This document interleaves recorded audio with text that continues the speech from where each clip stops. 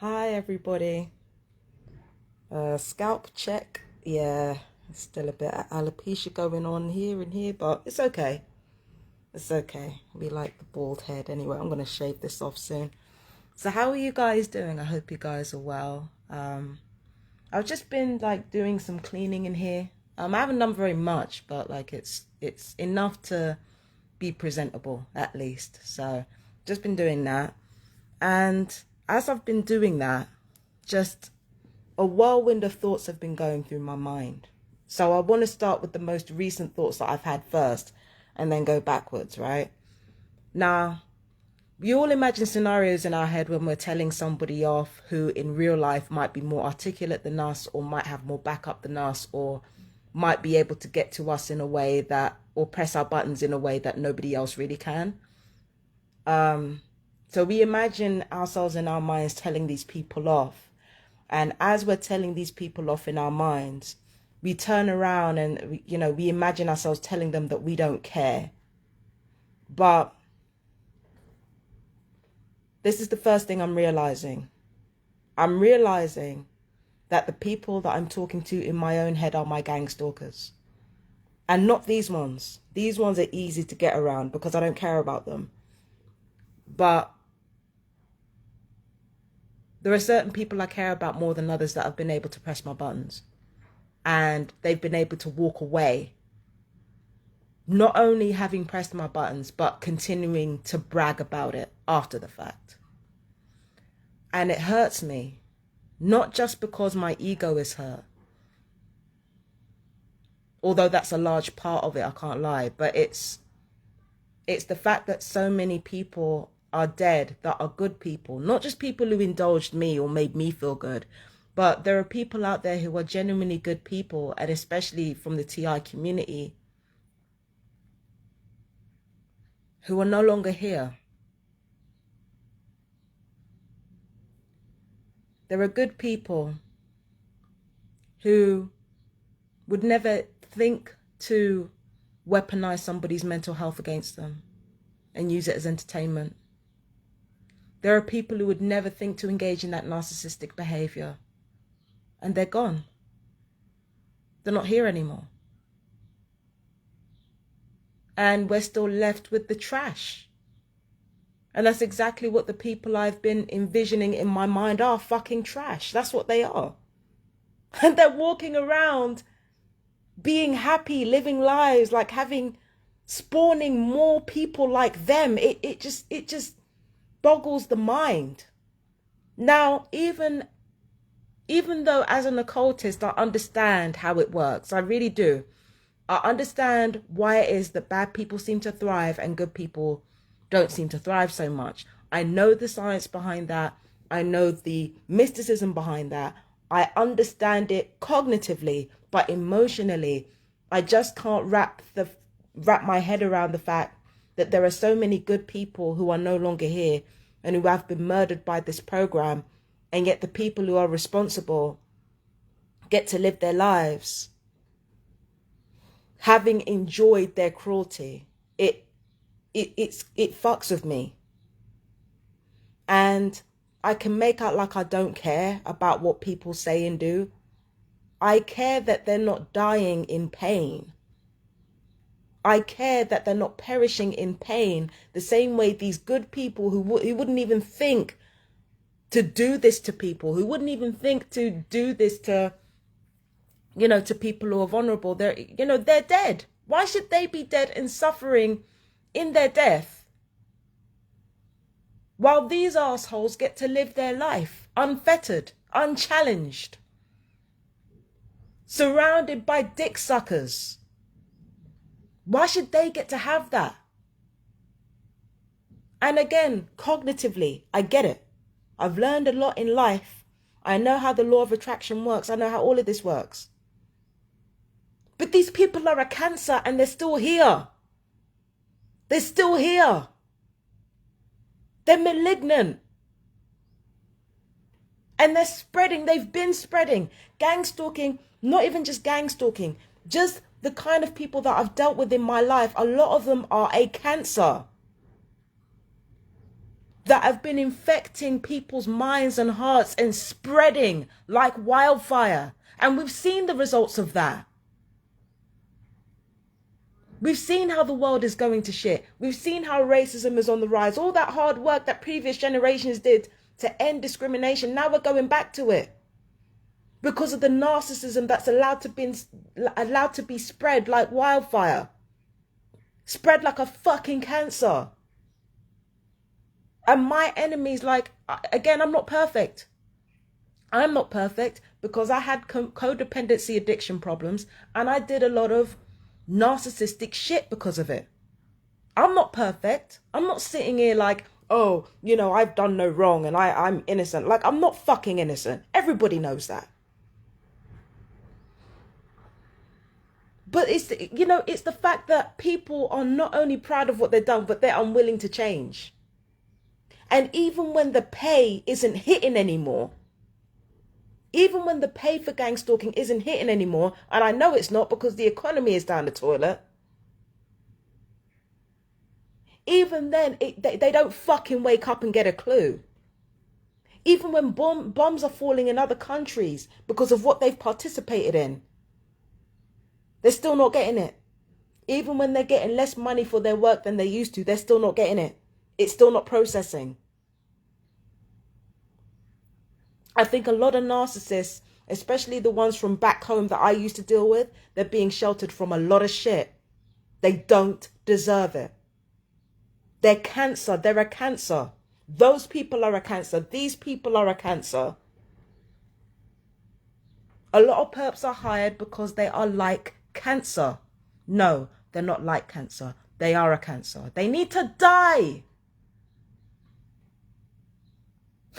Why are we keeping them here? I'm sorry, I sound like Jaguar right now. But she's right. Like, why do we keep people like that here? There are some people who can be redeemed. There are some people who can turn their lives around. There are some people who can do that. And especially without penance. There are people who can do that. I've seen it. There are people who have been doing that, been turning their lives around with or without gang stalking, with or without being a TI. Those are the ones that deserve a second chance. Those are the ones that deserve to be here. But the people who refuse to change, the people who are, you know, who just suck the life out of everything and everyone, they don't want to live. That's exactly why they're doing it. That's exactly what, like, people who suck the life out of other people, they got suicidal tendencies. They don't want to be here. They don't want to be here. So I'm not just saying that because, you know, I want to do something awful or no, it's not that. It's an objective reality. A lot of these people do not want to be here. They don't want to live. They don't want to live. That's why they act this way. Nobody who wants to live, nobody who wants to live and enjoy this planet, enjoy what will be so cruel. Nobody who truly enjoys this world for what it is will be that fucking cruel. It's the truth.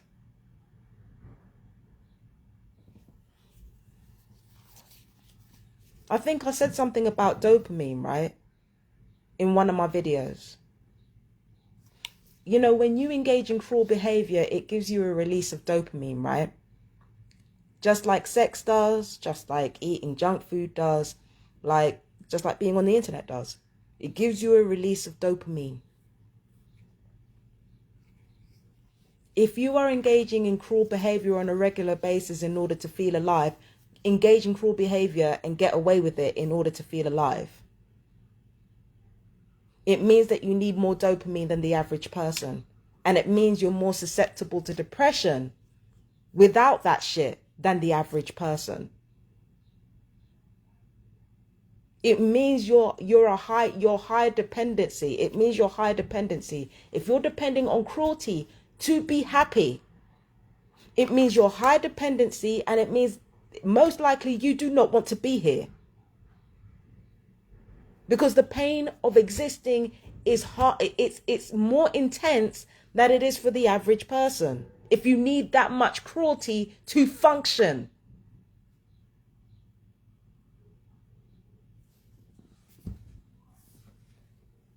So that's why I say, like, these people are a cancer. Why the fuck should they continue to live on this earth while good people are not here anymore?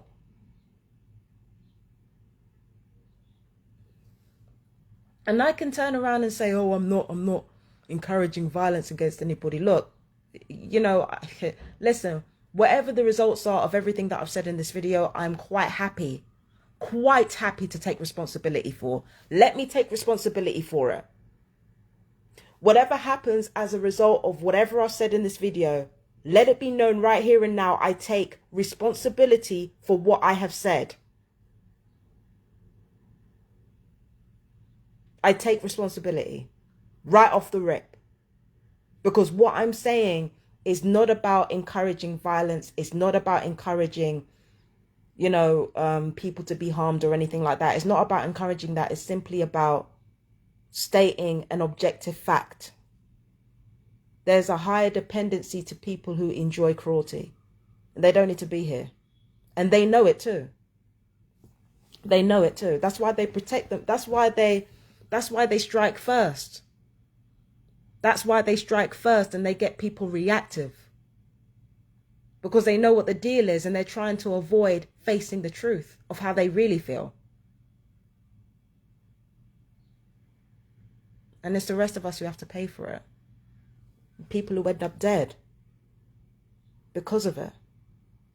People dying, people in pain, people suffering. You don't deserve it.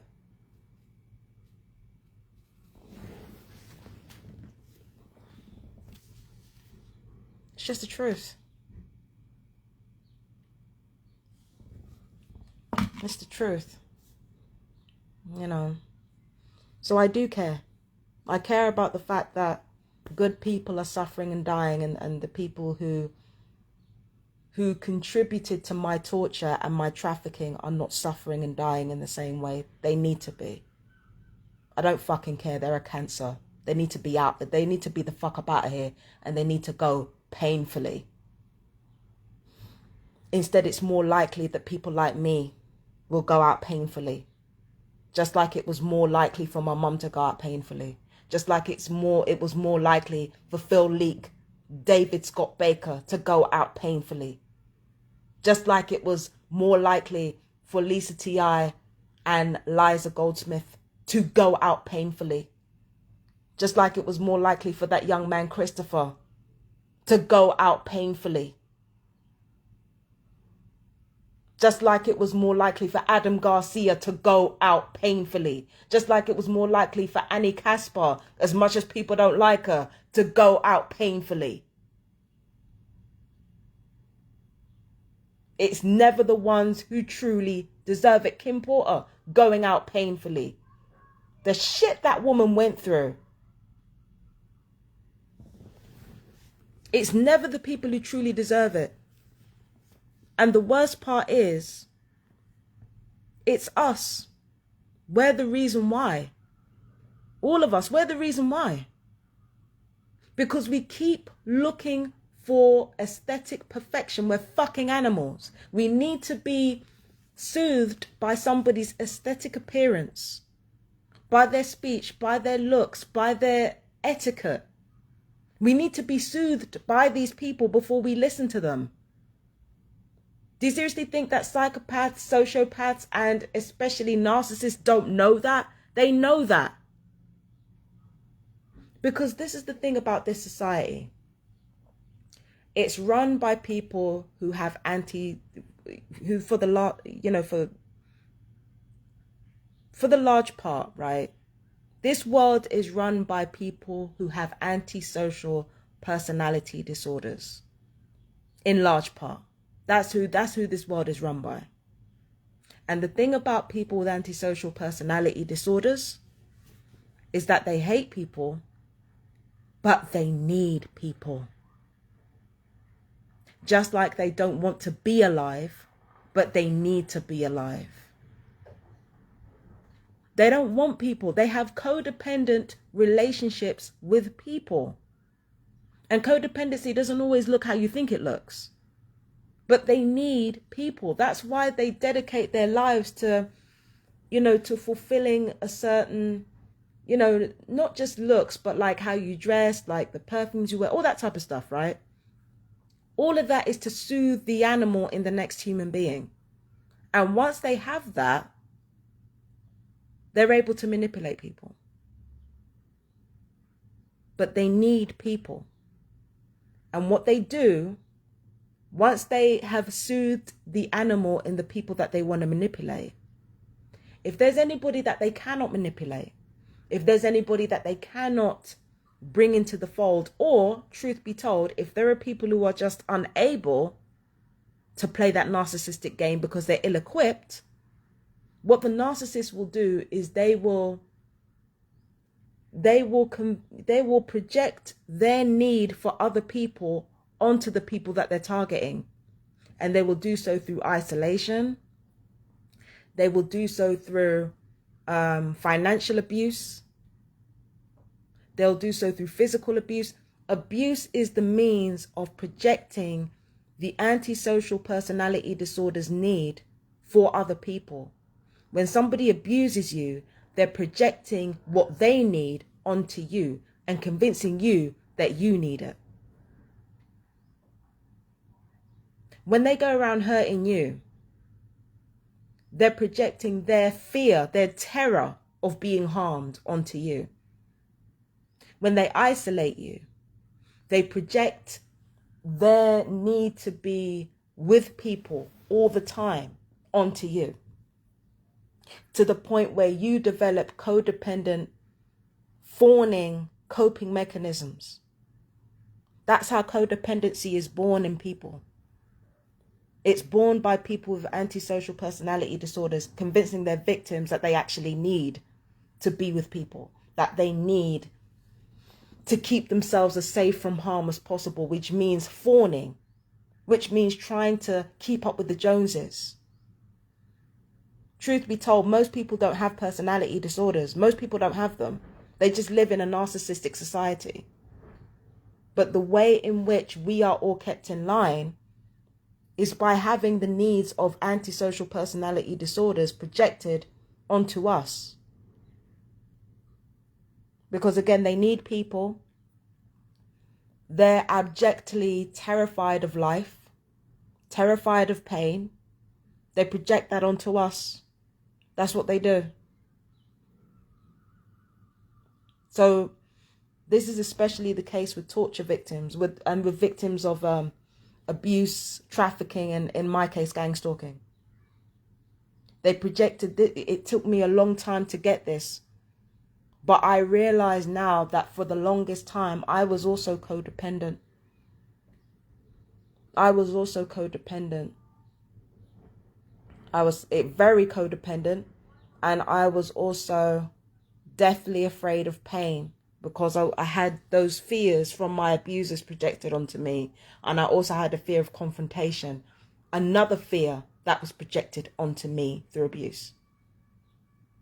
So I had all of these things projected onto me, and it turned me into a nervous wreck, turned me into somebody who didn't respect myself very much, turned me into somebody who did a lot of shameful things to myself more than anyone. I was capable of hurting other people, and I did, but it was mostly hurting myself, really, like piling pain on myself to protect myself from further abuse. And the sad thing is, a lot of the times it worked, because over the years, the more dignity that I've shown for myself, the more I've defended myself, the more I've shown respect for myself, is the more the torturers have piled on the pain, because that's what they do.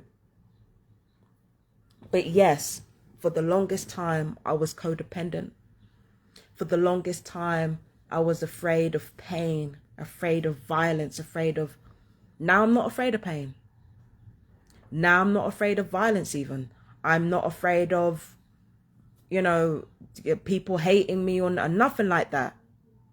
And I think a large part of that is because in isolating me, in the Gangstalkers isolating me, what they don't realize that they've done is that they've given me the space away from people who have been drinking that Kool-Aid. And if I'm getting space away from people who are drinking that Kool-Aid, it means I can get to know myself without my codependency being indulged. Like through gang stalking, my codependency is being starved. My fear of pain is being starved. My fear of, being isolated is being starved because I'm constantly exposed to it.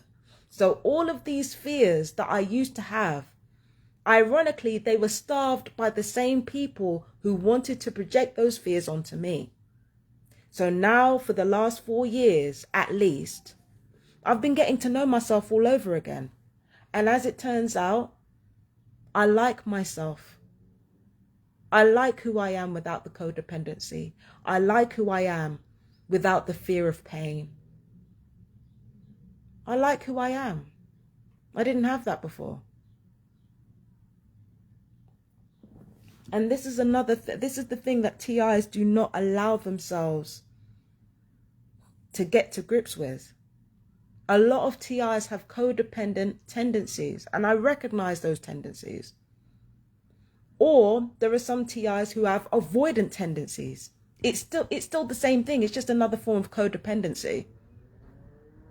It's another form of codependency. An anxious attachment style in which you run away at the first sign of anything hard, or that's still codependency.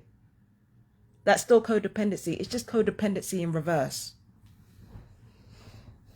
And just because it's codependency in reverse, anti-codependency, it doesn't make it any less problematic, and it doesn't make you any less needy, ironically. But yeah, I was badly codependent, badly. And a lot of TIs, quiet as it's kept, are codependent. And they'll make out like, no, like, the amount of TIs that I've heard of, like, desperately wanting to be with someone. I'm like, don't you understand that the targeting has made you codependent? That the targeting has made you obsessed with appearances? Because that's what it does to you. That's what this society does to you. And again, the people who are in charge of us, and don't give a fuck about us, they need people. A lot of you TIs out there don't need people. If you did, you wouldn't have been selected. You wouldn't have been selected for this program if you needed what the narcissist needed. They're projecting their needs onto you through denying what they need, to make you think that you need that shit. You never needed that shit. Now, I know a lot of you TIs out there, you're not like me. You ain't a university dropout, being jobless for God knows how long. There are those of you who have managed whole offices of people. There are those of you who are millionaires. There are those of you who had relationships, had marriages, had families, able to juggle all that shit with no problems by yourselves. Trust me, the people who chose you, they know how strong you are. They know, even when you don't know. That's the thing that our enemies are one step ahead of all the time. They always see our fucking magnificence before we do. They always see our magnificence before we fucking do. And they get ahead of us.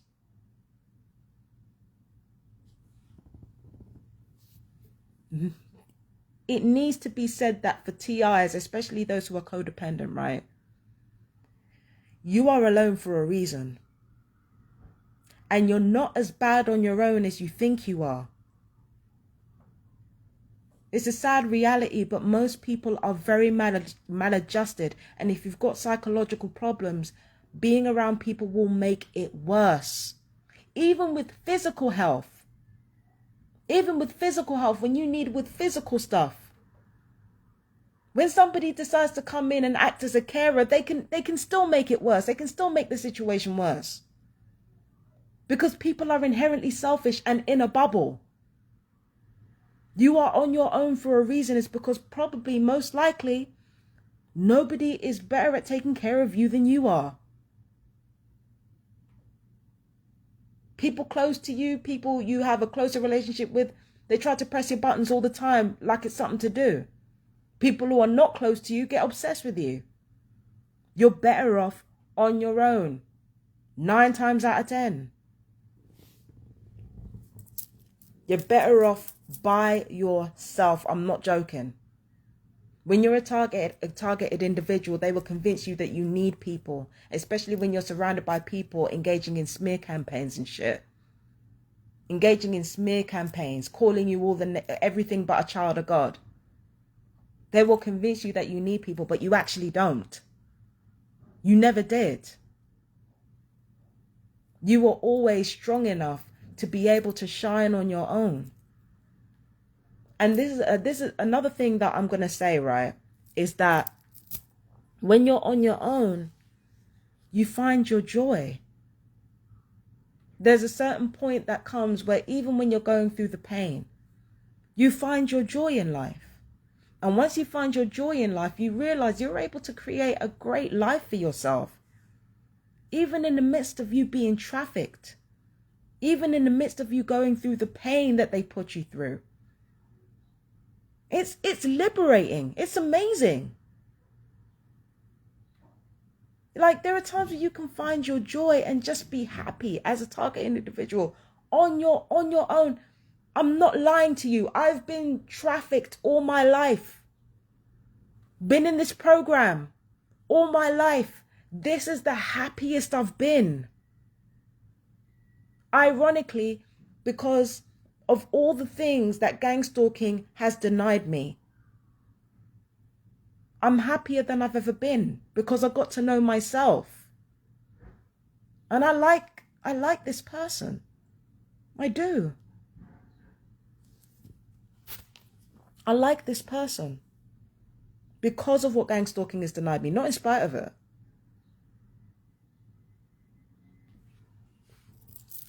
And I would thank gang stalking, but I don't want to, because everything that I'm experiencing right now, with me being happiest on my own, all the things that I'm experiencing right now, that was not the point. The point was for me to need what they needed. But I don't need what they need. All I need is joy. And the wonderful thing about joy and finding your joy is that it's something that no matter how hard the gangstalkers try, no matter how much they torture you, no matter how much you go through the pain, they can never take that joy away from you. Though God knows it's not for lack of trying, because you will always find a way. If Liza Goldsmith was alive, you could have asked her. Joy is something that they can't take away from you. In the end, there are a lot of people who have been killed by this program, and quite a few of them experience joy that could never be taken from them.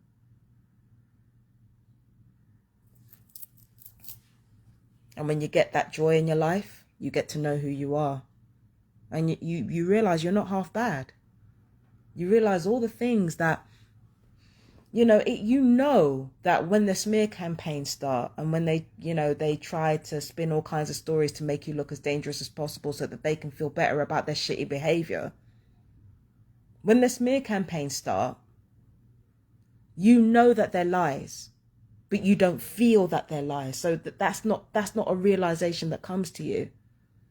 But the more you go through this life by yourself, is the more you actually start to emotionally understand and realize, oh shit, yeah, they are lies. None of this is accurate.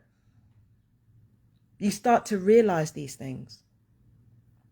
And you start to realize how strong you are as a person. When you stop being afraid to be in pain, and you stop being afraid to be alone, and you stop being afraid to be isolated, you stop being afraid of having to do things yourself, you stop being afraid of these things, you find out you're an incredible human being, worthy of your own respect. And that's about the highest honor you can give yourself. That's about the highest honor anyone can give. It's one thing for other people to respect you, but for you to genuinely respect yourself out of society standards, outside society standards, no matter what other people say, for you to have that for yourself, wild. That's something nobody can take away from you. That's the highest honor. Self-respect is not keeping your legs shut. Self-respect is not having other people tell you how magnificent you are just because you fucking soothe the animal in them. Self-respect is the highest honor that a person can give themselves. And it's not given lightly. Not in a world like this. It should not be given lightly. It should not be given lightly. Self-love is one thing. Self-respect is not something that should be given lightly. It's something that you should have to prove by being on your own and forming a relationship with yourself.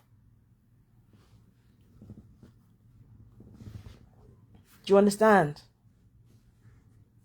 I like who I am without the codependency. So gang stalking robbed that from me. I'm not going to thank gang stalking because it doesn't deserve it.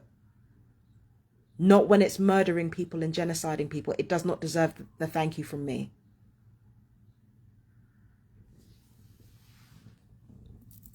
But I like who I am. I never thought I'd say that. I never thought I'd say that. Not in a million years. Not in a million years. You know. Yeah. Speaking of being alone, hang on. Am I done with that? Okay. Speaking of being alone, right? There was this video online of like a male psychologist like play acting at being like husband and wife, like a husband and wife team. And basically the wife was talking about how she can't seem to get a moment to herself and all the other stuff. And, you know, the husband slowly comes around and changes his mind. And then, you know, there were women in the comments talking about how single women and married men live longer. To my knowledge, this is true. And then somebody else piped up and said, well, you know, only 30% of gay marriages end in divorce. Like, that's marriage between two men. And I started getting upset. And then I had to pause. Because I had to consider throughout all the months of consuming 4B media, right? Media about women decentering men, right? Like, throughout the months that I've been consuming this shit, I had to think of some things to myself. Like, first of all, why am I getting upset? Why am I getting upset that men don't get it? I'm not with a man. I don't have a boyfriend. I don't have a husband. I don't have children. So why am I getting upset at a man not getting it? That's the first thing. Second thing is that a lot of these women are high-powered, have spent their entire lives giving everything to everyone else. I haven't spent my life doing that. I've led quite a sheltered existence. And even though I was mentally ill, I had a lot of things handed to me by the people around me. Granted, not good people, but I've had a lot of things handed to me. There are a lot of these women who are talking about how fed up they are, how hard they've worked. They, you know, I'm not saying they haven't had anything handed to them, but they have worked harder than me, is what I'm getting at. That's the second thing. The second thing is they've worked harder than me. Third thing is, right, is that the kind of lives that they're leading, filled with obligations. I don't have that life. I spend most of my time either working on myself or doing things that I love to do. That's what I spend most of my time doing. So all of these things to do with, you know, men taking everything from women and not being serious and not like I don't have to put up with that most of the time, because most of the time I'm by myself. I ain't got to put up with that shit. So why am I getting upset? And it just goes to show that a lot of the media that we consume, it just goes to show, like I said before, it's a vehicle for people to be their worst selves. Again, we have our animal nature soothed by image and content, and then we have that animal side indulged with tribalism.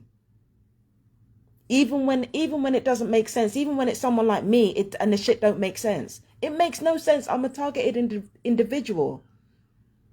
I have a whole different struggle than most of these other black women. I'm a targeted individual, been a TI all my life.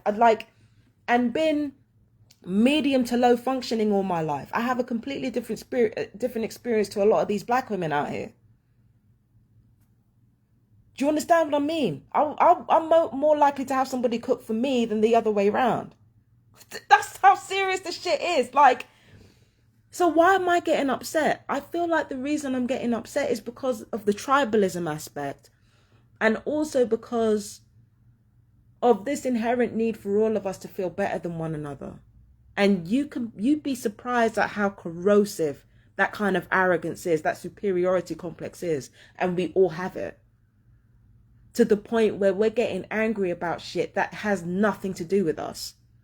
Why the fuck am I getting angry about divorce rates and shit like that? I'm single. God willing, I will be single for the rest of my life. God willing. So why the fuck am I getting upset? Chronically online, tribal, absolutely not. No. That's when I had to be like, no, I cannot do this. I have a life to live. I cannot be out here upsetting myself with all of this information. That the whole reason I'm educating myself on sexism and on racism and on queerphobia, the whole reason I'm educating myself on these things is so that I can properly navigate these things on my path to success. I'm not studying these things so that I can upset myself and get myself twisted up and overthink shit. That's not what I'm doing this for. And the second I felt myself getting upset over shit that ain't got nothing to do with me, that's when I was like, nah, Fabi, no. It's got nothing to do with you. Why are you upset? You got shit to focus on. You got your health to focus on. You got the fucking torture to focus on. That's one thing I want to tell you guys about. The electronic weapons have been fired at my hips. My hips are being tortured right now. They've been tortured for I think the last week or so now, but it's like just a gradual thing that's gradually increasing, just to debilitate me again. And I'm like, okay, fine. But you've got a completely different life to these people. You're medium to low functioning. You're surrounded by crazy people. You've had things handed to you by said crazy people. And then on top of that, you're being tortured. You're being tortured and trafficked to death. What does this have to do with you?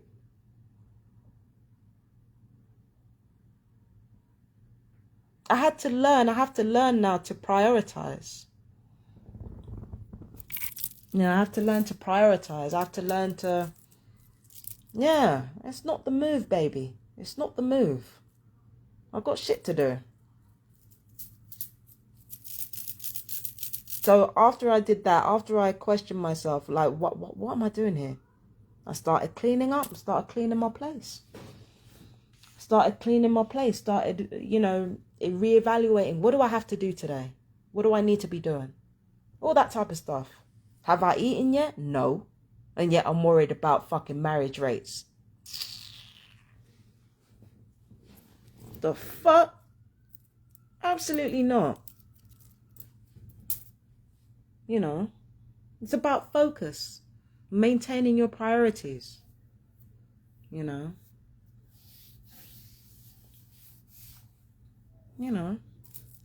Got to maintain your priorities. Ooh. Yeah. So I think, do I have to go? Do I gotta go now? Probably not. I probably have more to say.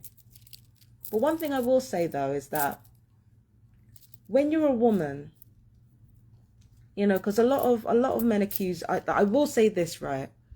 A lot of men seem to accuse women of, you know, crushing our dream. You know, these women, they crush our dreams. I'm thinking, the whole time I'm thinking, okay, so you go out of your way to marry a woman who will be the most useful to you, who will provide you the most free labor, regardless of whether or not you actually like them. And then you get married to them, find that you can't stand them, and then you go and complain about the fact that these women are crushing your dreams, these women are not letting you be yourself. I'm thinking, well, why don't you focus on your dreams? Leave women alone and get on with it. Go and live your dreams. Go and be happy. Go and do what it is you need to do then. Unless that would involve you learning how to take care of yourself. Like, this is the thing with me. I used to be surrounded by women who were like the exact same problems that these men are talking about. I grew up in a house full of women. I grew up in a house full of women, or like not in a house, a community full of women who used to say the same thing. Who used to be like, you don't like to help out. Like listen, when I say that these women drain the fucking life out of you, I'm not joking. They drain the life out of you. They are codependent. And they want you to help out, but when you help out, it's not good enough. They know you don't want to do it, and yet they make a big fuss about the fact that you don't want to do it instead of just asking you and you getting on with it. I understand what it's like to be around that type of energy. And when it comes to women, our hormones play a part in how we act as well. So on top of these women taking on so much, having all these hormonal problems, then they take it out on you. Nothing you do ever seems to be good enough. Do you understand? To the point where you weaponize incompetence so that you don't have to deal with it, so that everybody's happy. I understand what it's like to deal with women. We have a particular talent when we are unhappy of sucking the life out of people. So I get it from that perspective. But if you know that, and if you know women can be like that, when we have all these obligations in front of us, if you know we can be like that, why are you not following your dreams and letting that be that and leaving women the fuck alone? The whole reason why women are overworked is because of you. It's because of not only the systemic sexism that stops women from getting the same amount of pay for their work as you do in certain situations. It's not even just the systemic misogyny. It's the fact that you will not leave us alone. Your whole sense of self revolves around how many of us you can fuck and lie to. Your whole sense of self and your whole success depends upon having a wife to do your free labor at home while you go out to work and cheat. So you create these rules for yourselves, and then when you don't get that, when you don't get any of that, you get violent or you get depressed. Like, instead of actually going out and following your dreams and learning how to take care of yourself along the way, doing things that are actually important to you, instead of learning how to do that and following your joy, you're looking for free labor first and foremost. You look for free labor from these same people, these same women who are overworked, hormonal, and have to put up with a whole ton of shit, have to do cognitive labor and physical labor. And then you get resentful at their behavior. You get resentful at how tired they are, and you start doing the weaponized incompetence shit. Just follow your dreams. Take responsibility for your fucking lives. If you are a man and you got a dream, fucking follow it. Take responsibility for your shit. Women are doing it. Women are doing that. Women are decentering you, and they're trying to follow their dreams, and they're trying to do what they're supposed to do. Why are we doing it and you're not doing it? And then you want to turn around and complain about us clipping your wings. Get the fuck off your ass and go and follow your dreams. If we can do it, and we have this whole society against us, If women can do it, so can you. Get off your fucking ass. You don't have the hormones. You don't have the expectations put on you. Get out there and get to work. About women crush your dreams. And maybe then when you follow your dreams and you do exactly what you want to do in life, maybe you can find yourself some women in your life that you do care about. God damn. Get off your damn ass. It's not even about being a protector and a provider. It's about having an ambition and following that ambition. And I wanna, you know, in that sense, I wanna share another secret with the men folk, right? When I started living on my own, I wasn't like the cleaning person, the person who always cleans. I didn't get to be this person straight away. What actually happened was that I started incorporating more things in my life that I actually enjoyed doing. And the more that I did the things that I enjoyed doing, the more that I started to realize, well, if I'm going to do this thing effectively, I need to have a clean home. I started cleaning and it felt like less effort to me. And then I said, you know, if I'm going to do what I need to do, my body needs to be a certain way. I still eat crap. And quite a bit of it too. I still eat crap. But because I binge eat, I also make sure I binge eat fruit and vegetables as well. And I drink more water, a lot more water than I used to as well. I never used to drink water. So like it was, you know, it was finding, first of all, it was finding a spiritual center. I don't care who you are or what you believe in. You need to find a spiritual center. It was having that and also finding what I love to do that got me off my ass and got me, you know, cleaning and cooking for myself and going out and meeting people. And, you know, again, I'm a hermit and I still eat crap. But there are things that I do for myself now that are also healthier. I eat fruit and veg alongside that. I take supplements alongside that. I do little stretches every day alongside that. If I can do some dumbbells, I'll do some dumbbells. Like there are things that I do for myself now that I never used to. Because I found that thing that I enjoy doing. I found something that I like doing. Not even love doing, but like doing.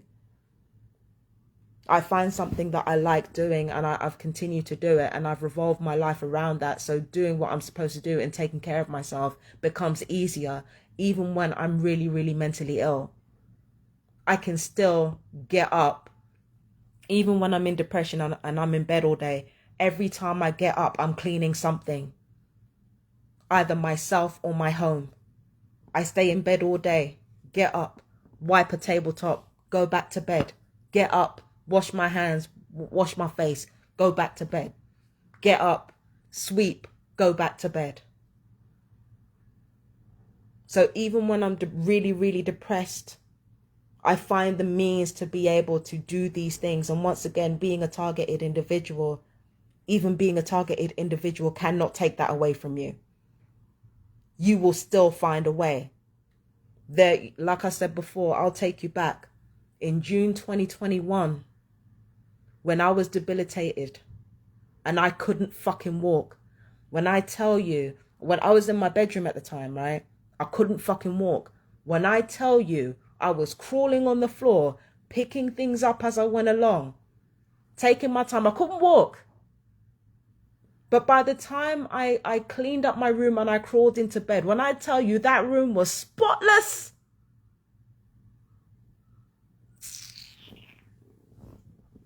When I tell you that room was spotless, it has never been so tidy. And that was when I couldn't walk.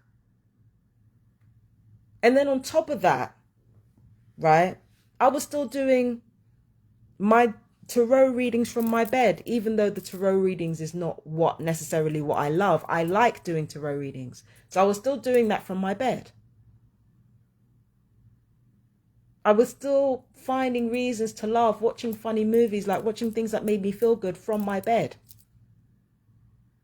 When I started recovering, You know, the Gangstalkers were shocked at how quickly I recovered. I recovered in 2 fucking weeks. I wasn't supposed to recover until a month later.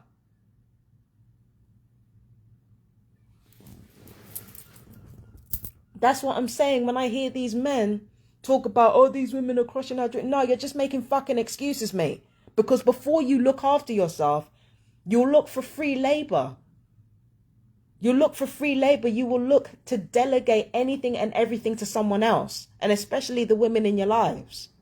But when you look for your joy and you follow your dreams, you don't need to do that.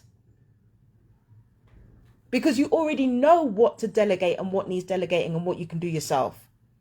And if you can't find anybody to delegate certain things, guess what? You'll be happy to do it yourself because you know what it means.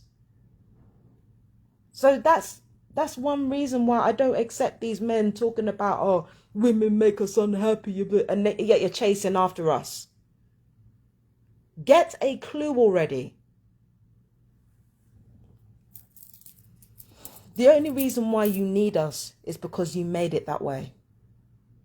You made it that way. As men, you made it so that you need women. You wouldn't have to need us that much if you learned how to take care of yourselves. In fact, when you get going and when you find a focus, some of you can even clean houses better than us. Don't fucking deny it, it's true. Some of you can cook better than us too. Don't fucking deny it, you know it's true. It's just that you like to look for fucking labor before you've earned the right to buy any labor. You want to look for labor before you even have the means to purchase that labor. That's your fucking problem. And that's always been your problem. It's not us holding your dreams back. It's not us draining the life out of you. It's you draining the life out of yourselves by not taking responsibility for what you want. No excuses. No excuses. I'm not having it. Get off your ass and get what you want. I've done it. And, I'm one of the most, I was one of the most low functioning people you could ever meet in your life. I managed to do it. You can fucking do it. No excuses. And on top of that, I'm a targeted individual. I'm being fucking trafficked right now. Having everybody calling me crazy. Denying the fact that I'm being tortured to death. If I can do it, so can you. The fuck? And on top of that, I got hormones to deal with. They're over here being debilitated, tortured to death. If I can do it, so can you. Get the fuck off your ass. What the fuck is wrong with you? Ridiculous. That's why I get upset. That's why I get upset. It's the lack of logic. It's a lack of reason. It's ridiculous, man. You are ridiculous. Men are ridiculous. You're stupid. You want to follow your dreams, follow your dreams. Stop complaining. And learn how to do things for yourselves. And now I'm going to go. So, before I leave, I just want to tell you guys, everything that I learned from my dad. My dad is a man who followed his dreams and he built his life around it. And now that he's sick, he's more industrious than he's ever been. You know, I go over there and I see how well he's kept his home, but despite the fact that he can barely walk now. So you've got no excuse. None. Anyway, to my fellow TIs who have made it this far in the video, let me know how you guys are doing. And I'll do my best to get back to you. But I love you guys so much. Peace and blessings.